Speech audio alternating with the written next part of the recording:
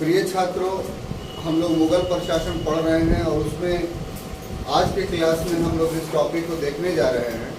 वह है मुगल सैन्य संगठन, मुगल मिलिट्री ऑर्गेनाइजेशन। आखिर हम लोग क्यों मुगल सैन्य संगठन को पढ़ रहे हैं, प्रश्न ये है। तो इसका उत्तर ये है कि हर वंश में या हर साम्राज्य में सैन्य संगठन रहा करता था, लेकिन उनका सैन्य संगठन अलग से हम लोगों ने नहीं पढ़ा। मुगलों का सैन्य संगठन हम लोग पढ़ रहे हैं।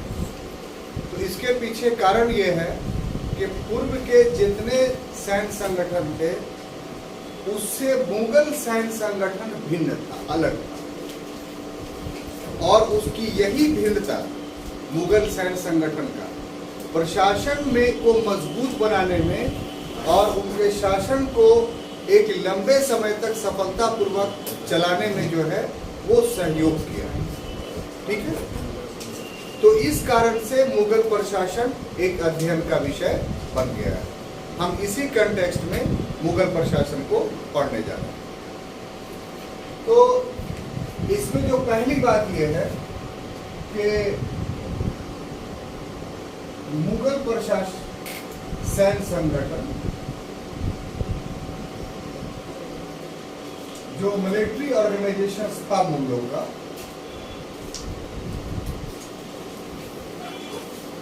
वो अध्ययन का विषय क्यों बना, आखिर इसका अध्ययन हम क्यों कर रहे हैं।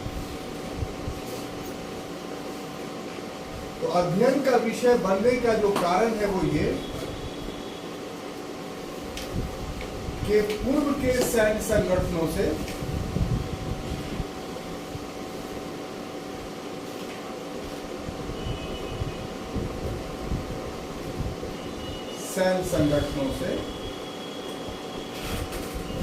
भिन्न।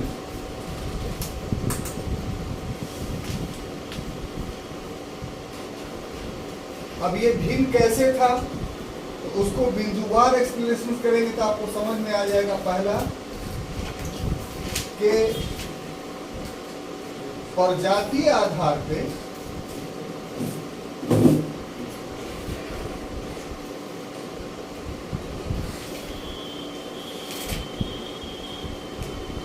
गठित नहीं है।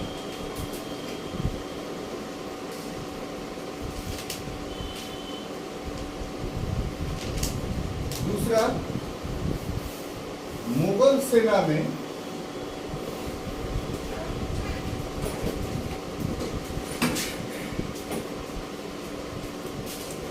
तुर्क, चगताई, मंगोल, मुगल, हिंदू और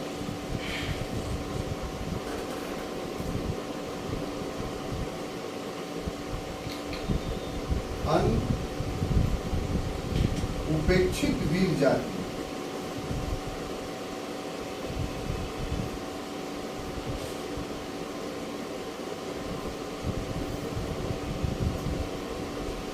शामिल है।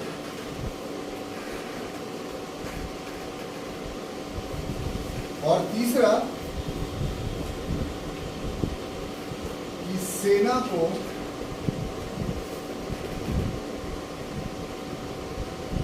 धर्मनिरपेक्ष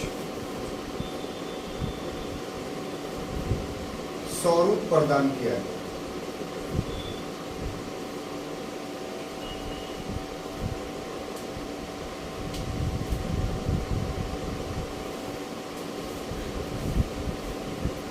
और चौथा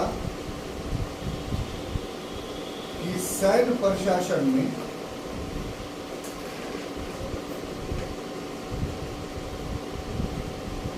योग्यता को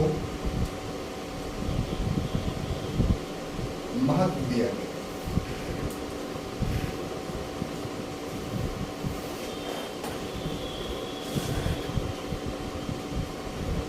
तो ये चार कारण या आधार थे जिसके कारण से हम लोग मुगल सैन्य प्रशासन पढ़ रहे हैं और पूर्व के सैन्य प्रशासन का उतना वृहद अध्ययन हम लोगों ने नहीं किया। तो सबसे पहली बात कि मुगल सैन्य प्रशासन की विशेषता या अध्ययन करने का कारण ये था कि पूर्व के जितने भी सैन्य प्रशासन था, जैसे तुर्कों का, राजपूतों का, या कह लीजिए कि प्राचीन काल में भी लोगों का, अन्य साम्राज्यों का, हालांकि इसमें कुछ एक अपवाद भी है, जैसे कौटिल्य ने जो अपनी सेना बनाई थी चंद्रगुप्त मौर्य के लिए, वो डाकुओं की सेना थी, यानी जंगल में जो डाकू लोग डाका डालते थे और रहते थे, तो उससे सेना बना लिया, तो एक अपवाद के रूप में था। वरना अधिकांश साम्राज्य या वंशों में अपने जाति के लोगों को ही सेना में भर्ती किया जाता है, यानी जिस जाति के लोग थे वो। इसका मतलब क्या था कि प्रजातीय आधार पर सेना संगठित। तुर्क लोग आए तो तुर्क सेना में भी सिर्फ तुर्किश लोग थे, दूसरे लोगों को शामिल नहीं किया जाता था। पठान लोग आए, लोदी वंश की स्थापना की, तो अधिकांश सेना में जो है वो पठान के अफगानिस्तान के पठानी शामिल। तो सेना जो थी मुगलों से पहले प्रजातीय आधार पर गठित। मुगलों ने जिस सैन्य संगठन का निर्माण किया उसमें प्रजातीयता का सिस्टम नहीं था। सभी जाति के लोग या सभी धर्म के लोग मुगल सेना में शामिल थे। ये पहली बार भारत में सैन्य संगठन में या सैन्य प्रशासन में ये विशेषता उभर करके आई। अब देखिए कि कौन लोग शामिल थे। तो तुर्क, जिनको हरा करके ये अपनी सत्ता स्थापित किया, तो उनको भी उपेक्षित नहीं किया। चगताई, तो मुगल खुद चगताई तुर्क थे, इसीलिए अपने लोगों को भी उन्होंने रखा। तो ये मुगल चगताई तुर्क थे, लेकिन अब जो भारत में मुगल थे वो चगताई तुर्क से अलग हो गए थे, अब वो मुगल हो गए थे। तो इस तरीके से चगताई तुर्क कहते हैं। तो इसका मतलब ये हुआ कि बाहर से भी जो चगताई तुर्क की एक लड़ाकू जाति थी उसको भी अपनी सेना में शामिल कर दिया। मंगोल, उसको भी अपनी सेना में शामिल किया, ये भी एक युद्धक जाति थी। इसी तरीके से यहाँ के हिंदू जो थे, हिंदुओं में खास तौर से राजपूत, उसको भी मुगल सेना में शामिल कर दिया। यहाँ तक कि अनुपेक्षित जो हिंदू में वीर जातियां थी बहुत सारी, जिसको अभी तक सैन्य दायित्व नहीं सौंपा जाता था, तो उनको भी मुगल सेना में शामिल कर दिया। तो इस आधार पर यह कहा जाता है कि मुगल सेना जो है प्रजातीय आधार पर संगठित नहीं। अब स्वाभाविक सी बात है कि प्रजातीय आधार पर संगठित नहीं थी, तो जो सेना का स्वरूप होगा वो धर्मनिरपेक्ष होगा, क्योंकि सभी धर्म के, सभी जाति के लोग इस सेना में, तो उसमें कोई एक धर्म विशेष को प्रश्रय नहीं दिया जा सकता। तो ऑटोमेटिकली वो सेना कैसी हो जाएगी, तो धर्मनिरपेक्ष हो जाएगी। और इसी कारण से, इसी धर्मनिरपेक्षता की वजह से दो भाषाओं का बहुत व्यापक पैमाने पर उदय, एक उर्दू का और दूसरा हिंदी। ये कहीं बाहर से आई भाषा नहीं, इन्हीं सैन्य क्षेत्रों में जो ये भाषा उदित हुई, क्योंकि अलग अलग जाति के लोग, अलग अलग धर्म के लोग, अलग अलग भाषा बोलने वाले लोग इस सैन्य संगठन में शामिल थे। और ऐसी परिस्थिति में जो है वहाँ सभी लोगों की भाषाओं से मिलकर एक अलग भाषा बनी, जिसको उर्दू या हिंदी बोलते। इसीलिए आप गौर से देखिएगा उर्दू और हिंदी में, तो इसमें दूसरे भाषाओं के बहुत सारे शब्द, अन्य भाषाओं में ये नहीं, लेकिन इन दो भाषाओं में दूसरे भाषाओं के अनेक शब्द मिलकर के बने। इसमें एक चीज है कि आप कह सकते हैं कि सर धर्मनिरपेक्ष कैसे। हम बाबर का एग्जाम्पल ले सकते हैं, हम जहांगीर का एग्जाम्पल ले सकते हैं, हम औरंगजेब का एग्जाम्पल ले सकते हैं। मुगलों में ये तीन शासक ऐसे थे कि युद्ध के दौरान में इन्होंने जिहाद का नारा दिया। तो जब जिहाद का नारा दे ही दिया, तो फिर वो मिलिट्री या वो सैन्य प्रशासन जो है वो धर्मनिरपेक्ष कैसे रहा। जैसे उदाहरण के लिए बाबर ने खनवा के युद्ध में राणा सांगा के खिलाफ जिहाद का नारा दिया।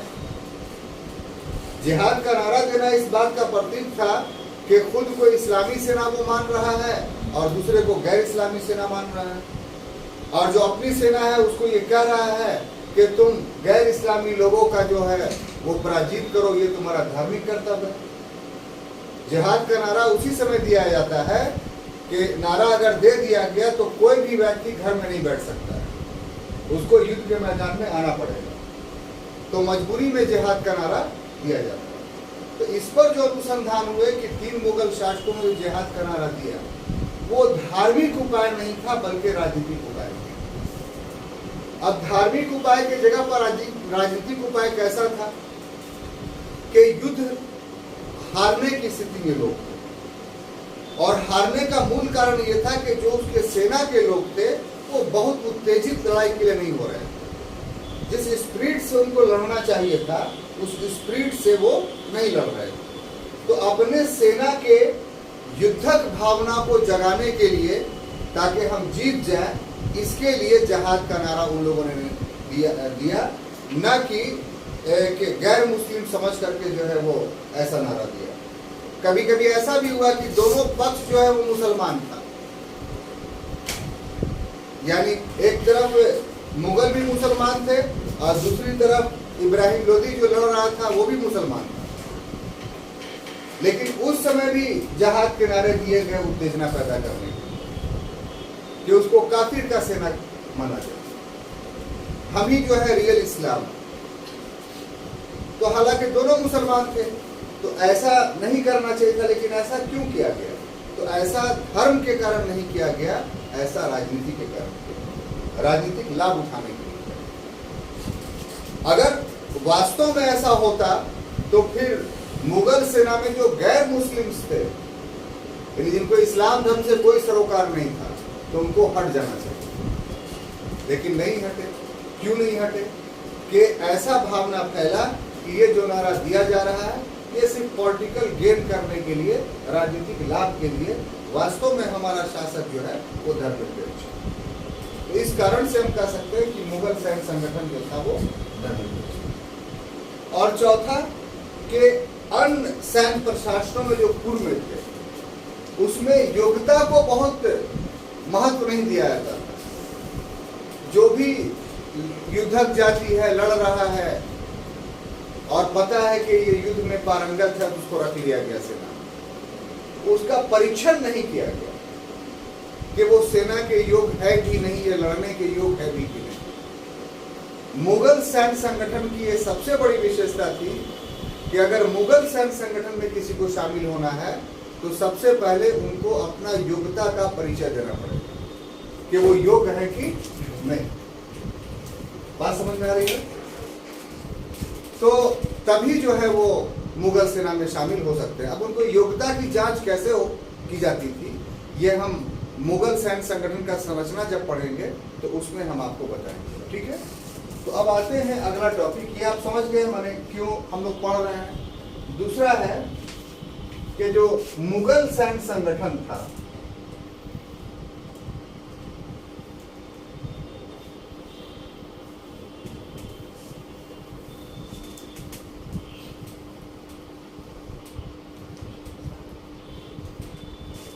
वो 2 भागों में बटा हुआ है।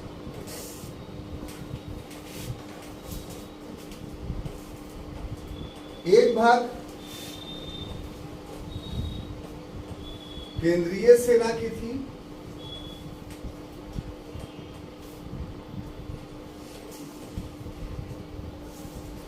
और दूसरा भाग मनसबदारी सेना की।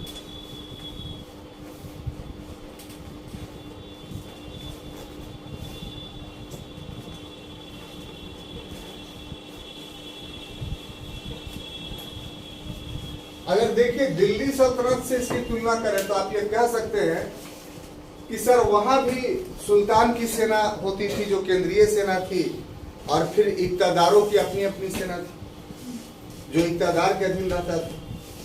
यहाँ इक्तादार के जगह पर आपने मनसबदार लिख दी, तो फिर डिफरेंस क्या हुआ, अंतर क्या हुआ? तो अंतर है साहब केंद्रीय सेना तो खैर जब बताएंगे तो किस ढंग से डिफर था पूर्व के केंद्रीय सेना से पता चल जाएगा। लेकिन मनसबदारी सेना और इक्तादारी सेना में डिफरेंस पहले हम बता देना चाहते हैं। जो इक्तादार होते थे वो इक्तादार बनाए ही इसलिए जाते थे कि वो पूर्व से ही जो है एक विशाल सेना के मालिक होते थे। यानी अपने दम पर कोई तुर्क सरदार सेना अगर गठित कर लेता था तो उसको उसी हिसाब से, जितना शक्तिशाली सेना उसके पास था उसी हिसाब से उसको इक्ता प्रदान कर दिया जाता था और उसी हिसाब से वो इक्तादार कहलाता था। लेकिन मनसबदार वैसा नहीं था। मनसबदार के बाद जो सेना होती थी उसमें मुगल सम्राट का हस्तक्षेप होता था। मनसबदार सेना रखेगा लेकिन उसकी बहाली, उसका प्रशिक्षण, उसकी देखभाल पर नजर मुगल सम्राट की रहेगी। जबकि तुर्क प्रशासन में तुर्क सुल्तान का जो इक्तादार की सेना थी उसमें कोई दखल नहीं होता था। सिर्फ युद्ध के समय यही अपेक्षा की जाती थी कि वो सेना सुल्तान को प्रदान कर दे। यहां स्थिति ये थी कि मुगल सम्राट जो मनसबदार की सेना थी उसको कैसे भर्ती किया गया, कैसे प्रशिक्षण किया गया, ये सब देखभाल होती थी। सैलरी मुगल सम्राट देता था डायरेक्ट रूप से और साथ ही साथ वहां से कुछ सेना हमेशा मुगल सम्राट के पास भेजना पड़ता था बॉडीगार्ड के रूप में। तो ये डिफरेंस था मनसबदारों की सेना, इक्तादारों की सेना। अब हम सीक्वेंस में आते हैं अपनी बात को लेकर के कि आखिर केंद्रीय सेना का स्वरूप क्या था। तो केंद्रीय सेना के स्वरूप पर अगर हम दृष्टिपात करते हैं तो पाते हैं कि पहले आप ये देखिए कि केंद्रीय सेना के सर्वोच्च पद पर सम्राट था। ठीक है, ये सर्वोच्च पद पर था। सर्वोच्च पद का मतलब यह हुआ कि सारी सेना इसी के अधीन है। ठीक है, अब उसके नीचे जो था वो मीरबख्शी था।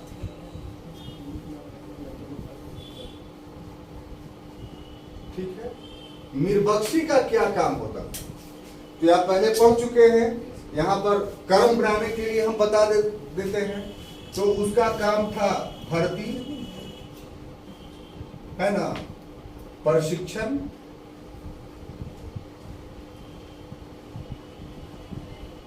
उसके बाद रख रखाव में सब आ गया। उसका हुलिया, दाग, ये सब ये करना, वेतन की व्यवस्था और प्रतिनियुक्ति यानी डिपुटेशंस। वेतन वो खुद नहीं देता था, ये पहले बता चुके हैं। प्रतिनियुक्ति, डिपुटेशंस का मतलब क्या हुआ कि कहां उस सेना को भेजना है, युद्ध में के मैदान में भेजना है या उसका ट्रांसफर करते रहना है यहां से वहां, ये सब मीरबख्शी का दायित्व था। क्लियर? अब देखिए यहां से आपको समझना है कि इसके नीचे कौन कौन लोग होते थे, वो काफी महत्वपूर्ण है। तो इसके नीचे जो होता था वो अहदी होता था। ठीक है, उसके बाद जो होता था धकील होता था।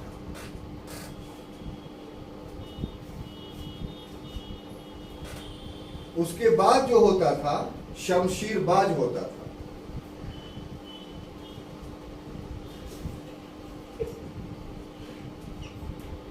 उसके बाद जो होता था तोपची होता था।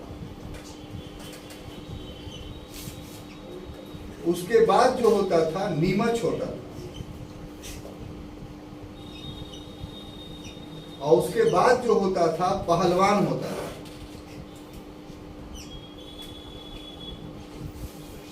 और उसके बाद जो होता था चेला होता था। देखिए साहब, जैसे इसका तुलना अगर अभी से करें हम कि इंडियन आर्मी कितने भागों में बटी हुई, तो आप कहिएगा थल सेना, स्थल सेना, वायु सेना और जल सेना, है ना। मुख्य रूप से 4 भागों में बटी हुई है। इसके अलावा भी आर्मी सर्विस कोर होता है, आर्मी मेडिकल कोर होता है, आर्मी ट्रांसपोर्टेशन कोर होता है, आर्मी इंजीनियरिंग कोर होता है, आर्मी एजुकेशन कोर होता है। यानी इन चारों सेनाओं के अन्य चीजों की आपूर्ति के लिए भी उप विभागीय कोर बना दिए गए, है ना। लेकिन मुख्य रूप से इंडियन आर्मी 4 भागों में बटी हुई। या बोलते कि नहीं बोलना, कोई कंफ्यूजन है यहाँ पर? नहीं।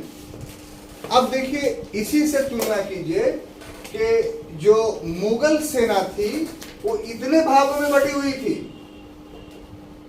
हमारी सेना 4 भागों में बटी हुई थी, मुगल सेना 1 2 3 4 5 6 7 भागों में बटी हुई।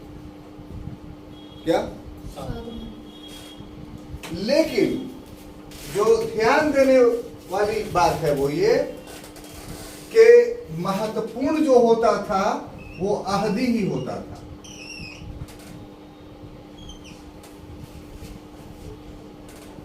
क्यों होता था? कि सर्वप्रथम बहाली इसी के रूप में होती थी। सर्वप्रथम बहाल जो व्यक्ति होता था उसको अहदी बोलते थे। क्या बोलते थे? अहदी। गौर से समझिए इसको, ये किसी बुक में नहीं मिलेगा, कहीं नहीं मिलेगा आपको, ये स्पेशल से आपको पढ़ाया जा रहा है। बहुत सारी बात आप जो मटेरियल बोलते हैं कि नहीं हम फोटोशूट कराएंगे ना, मत कराइए। बाद में जब एग्जामिनेशंस का समय आएगा तब आपको इसके महत्व का पता चलेगा कि सीक्वेंस में हमारे टेबल पर इन मटेरियल्सों का रहना कितना जरूरी है। हम आपको कोई भी शिक्षा देते हैं तो उसके लिए पूर्व से एक लंबी तैयारी हमने की कि आखिर आप कैसे पास कीजिएगा, क्या कीजिएगा। और हमारा आधार बहुत छोटा है, लेकिन ये भी हम देखते हैं कि उसमें अधिकांश लोग उस आधार में सफल हो जाते हैं। कुछ लोग तो पढ़ाई के दौरान ही सफलता बहुत को मिली, कुछ लोग छोड़ दिया तो सफलता मिली, बाद में तैयारी किया। सफलता का प्रतिशत हम लोग के यहाँ बहुत अच्छा है, आधार छोटा होने के बावजूद। उसके पीछे कॉज क्या है, कारण क्या है कि हम लोग का अध्ययन एक सिस्टम के तहत चलता है। जो सिलेबस बताया गया है उसको सांगोपांग पूरी बात आपको बताई जाती है। इसलिए मटेरियल्स को पढ़िए और समझिए और क्लास को आराम से सुनिए। अब ये सर्वप्रथम बहाल कैसे होते थे? तो इनके बहाली में आप देखिए तो 2 तरीका था बहाल करने का। कितना? 2। पहला ये था कि 2 वर्षों तक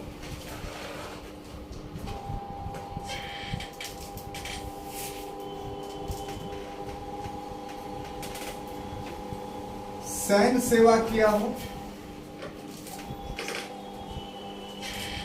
और दूसरा किसी युद्ध में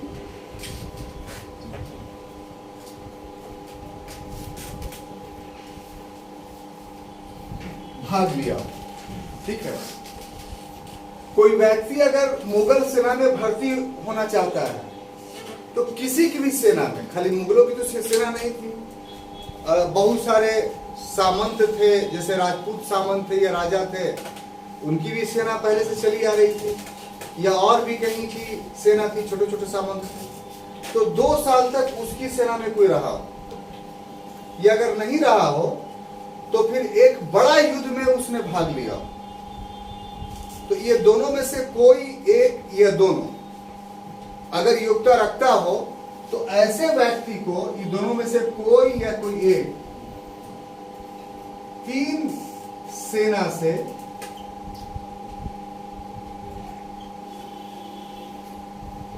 लड़वाया जाता था।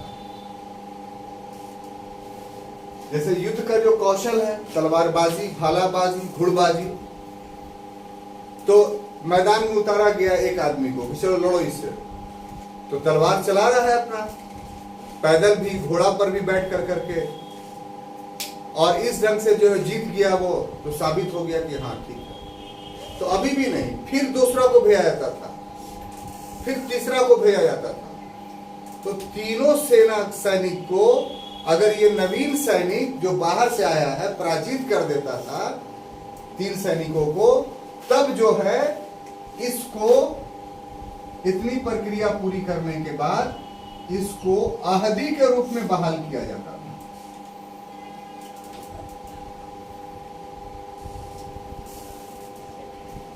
यानी मुगल फौज में वो शामिल हो गया।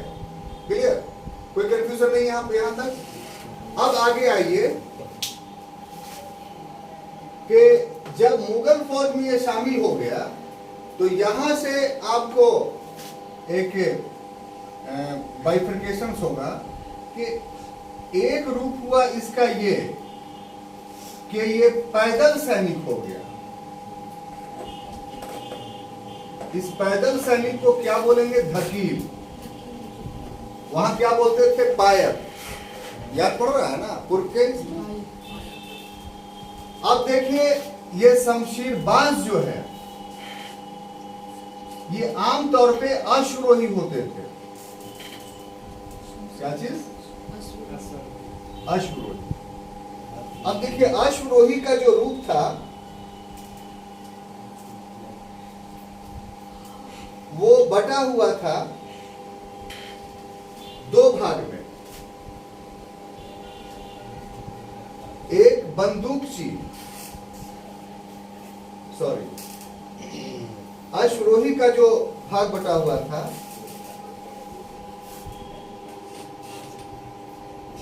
इसको छोड़ दो। अब आ जाइए तोपची। तो तोपची का जो भाग बटा हुआ था 2, बा अरेबा तोपची और बे अरेबा तोपची। बा अरेबा प्लस बे अरेबा। तो बा अरेबा जो था वो बड़ा तोप चलाने वाला होता था और बे अरेबा जो था वो छोटा तोप चलाने वाला होता था। ठीक है, ये तोपची हो गया। अब आ जाइए नीमच। तो ये जो था वो बंदूकची था, माने उस समय बंदूक भी आ गया था। तो इसका जो विभाजन हुआ था बेअस्पा और बाअस्पा। बाअस्पा और बेअस्पा।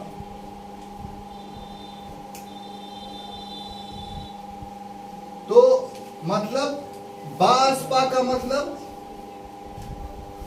घोड़ा युक्त बंदूकची, यानी घोड़ा पर बैठ करके बंदूक चलाएगा। कौन? नीमच का बाअस्पा।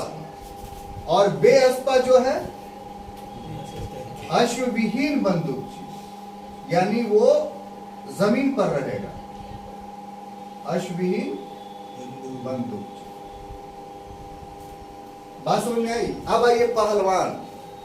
तो पहलवान ये जो है वो सब आहदी है। सबसे पहले आहदी में भर्ती कर रहा हूं, फिर बाइफरकेट हो रहा है। ये सब ये दिमाग में जा रहा है कि नहीं?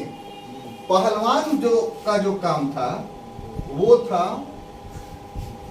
तोप को ढोने का।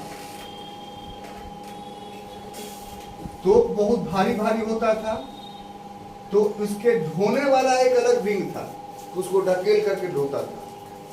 तो इसको सैलरी तो अधिक मिलती ही थी, प्लस जो खाना बनता था तो इसको खाना दूसरे सैनिकों से ज्यादा मिलता था। क्यों? क्योंकि इसको तोप खींचने के लिए अधिक ताकत की आवश्यकता है। ठीक है। उसके बाद है चेला। चेला सामग्री आपूर्ति करता था,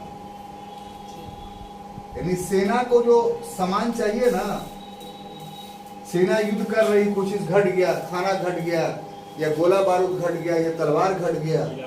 ठीक है। तो आज का जो आर्मी सर्विस कोर है तो उसी ढंग का तुलना अगर कीजिए तो मुगल काल में आर्मी सर्विस कोर को चेला बोला जाता था। क्लियर? जो युद्ध काल या शांति के कालों में सैनिकों को सामानों की आपूर्ति करता था। कोई कंफ्यूजन नहीं? अब देखिए, ये तो हो गया। अब जो मनसबदारों की जहां तक सेना की बात है, तो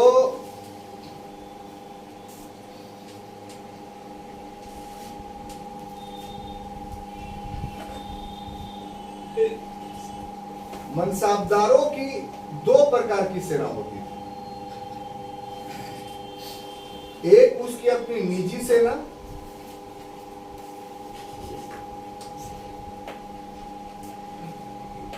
और एक भाड़े की सेना।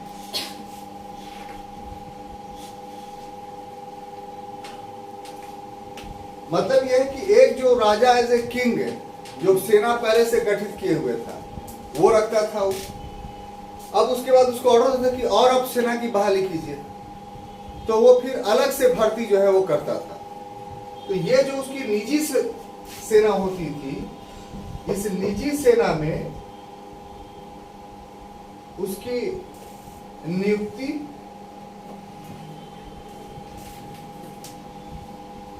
प्लस प्रशिक्षण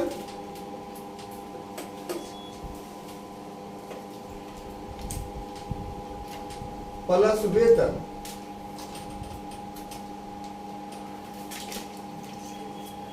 ये मुगलों के निगरानी में होता था।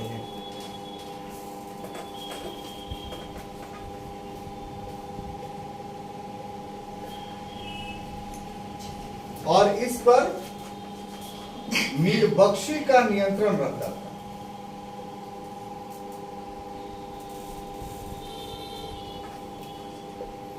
ठीक है, सेना आपकी होगी, किसको रखिएगा, क्या कीजिएगा, वो आपका अधिकार होगा, लेकिन वो सैनिक सेना के योग है कि नहीं, तो जो नियम इस अहदी पर लागू होता था, वही नियम मनसबदारों की सेना पर भी लागू होता था।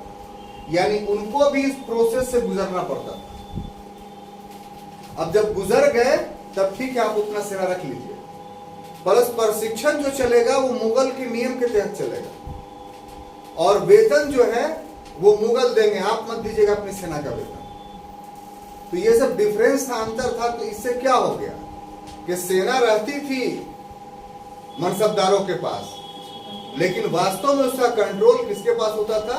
मुगलों के पास होता था। ठीक है, अब देखिए भाड़े की सेना का यहां पर अर्थ क्या हुआ कि इसमें जो है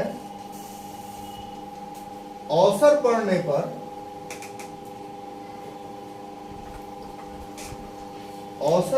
पर मनसबदारों द्वारा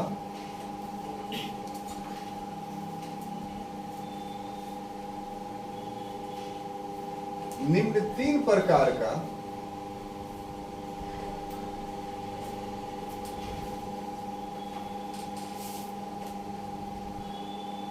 उपमनसबदारी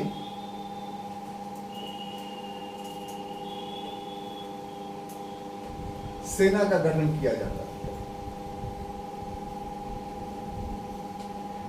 अब वो कैसे? तो उसमें था कि 100 जात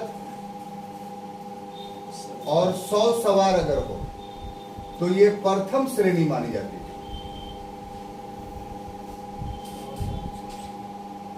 अगर 100 जात और 50 से ऊपर हो तो ये द्वितीय श्रेणी मानी जाती है, और 100 जात या 50 हो तो ये तृतीय श्रेणी मानी जाती है। अब इसको समझिए कि एक तो उसके पास अपनी सेना हो गई मनसबदार के पास, अब उसको कहा गया कि आप और अपने सेना में वृद्धि कीजिए। तो वो जो सेना गठित होता था वो एक प्रकार के अलग सरदार के अधीन होता था, यानी उसका हेड कमांडर तो एक मनसबदार होता था, मान लिया कोई राजपूत मनसबदार, लेकिन जो नवीन सेना गठित किया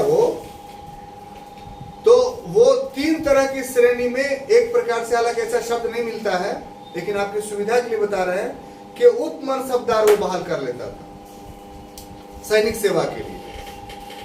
उसमें क्या था कि अगर किसी के पास 100 सैनिक हैं और उसकी जात भी जो है 100 है, तो वो प्रथम श्रेणी का उप मनसबदार हो गया। 100 जात का है लेकिन सेना उसके पास 50 से ऊपर है लेकिन 100 से कम है, तो वो द्वितीय श्रेणी का हो गया। और 100 जात का है और 85 सेना उसके पास है, तो तृतीय श्रेणी का हो गया। तो ये जब सेना बनती थी और जब वो मनसबदार लेके आता था, तो वो आगे खुद होता था, पीछे में उसकी अपनी सेना होती थी जो मुगल सम्राट के जानकारी में होता था कि ये इतने 7000 सवार का मनसबदार है, तो 7000 उसके पास सेना थी। या दू अस्पा सी अस्पा का था तो 14000 उसके पास सेना थी। और उसके पीछे उसने जो बहाल किया है ये 3 कैटेगरी से, तो कर्म से होता था। सबसे पहले प्रथम श्रेणी वाला, फिर द्वितीय श्रेणी वाला, फिर तृतीय श्रेणी। और इस ढंग से उस मनसबदार का पूरा फौज का एक कोलन होता था। फिर दूसरे मनसबदार के फौज का इस ढंग से कोलन होता था। तो ये सारे कोलन पीछे में रहते थे। और सबसे आगे कौन रहता था? तो सम्राट का फौज, जो ये केंद्रीय सेना है, यह जिसको सिपासालार उसने बनाया है, उसकी सेना रहती थी। बात समझ में आ रही है? कोई कंफ्यूजन नहीं? तो ये था। अब उसके बाद देखिए कुछ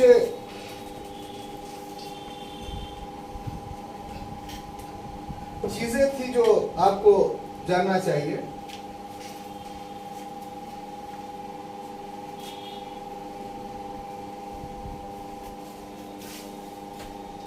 एक था मंजनीक, ये दिल्ली सल्तनत में भी आप लोग पढ़ चुके हैं। क्या?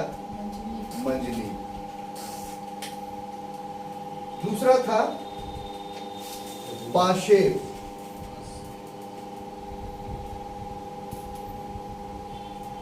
तीसरा था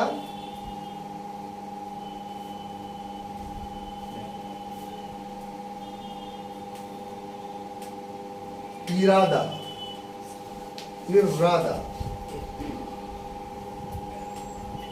और चौथा था तोरण।